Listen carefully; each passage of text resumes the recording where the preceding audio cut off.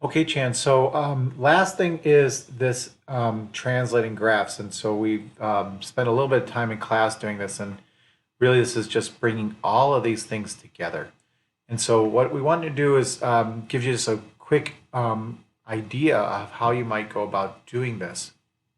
The first thing I would tell you is that when you read the story, right, you have to read the story with the idea that some of the information might be worthwhile and some of it may not be.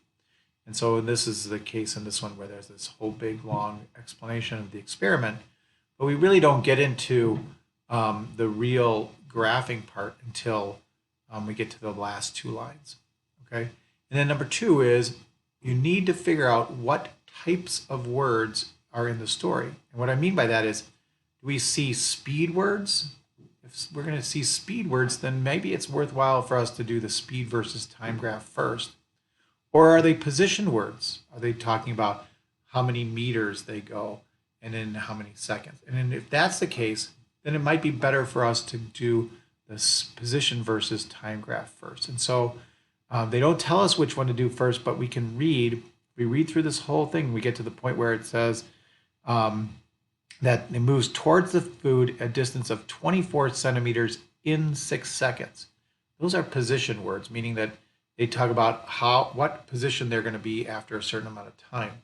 And so the best thing for us to do then would be for us to complete this part of the graph first. And so I'm just going to do the first section for you.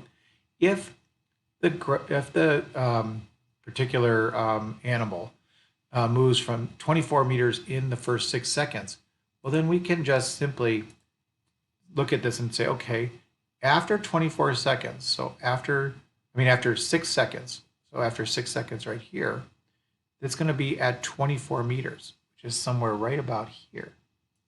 And so if they started at the origin and they move, well, then we're going to have a line that looks like that, right? That's what the first part of that looks like, all right? And then you'll keep going, and it will tell you that it stopped for 2 seconds, and then it goes back. The vents open, anxiously went back to the first box after 2 seconds. So we're going to see some sort of curve there. So then remember, once we get the rest of that curve in, so there'll be 2 more sections somewhere in here, right? Well, then we have to make the speed versus time graph. And that's when we have to remember our 3 topics from our presentation. And the first one is, in a position versus time graph, slope equals speed. And so if we have this part of it done, and we need to do this part, what we need to do is we need to find our slopes for each 3 of our sections here to then complete our speed versus time graph. So we'll find our slope for this section, and we'll use that slope to find our speed and go forward from there. All right, don't want to do the whole problem for you, so I'm going to let it go from there, but good luck on this one.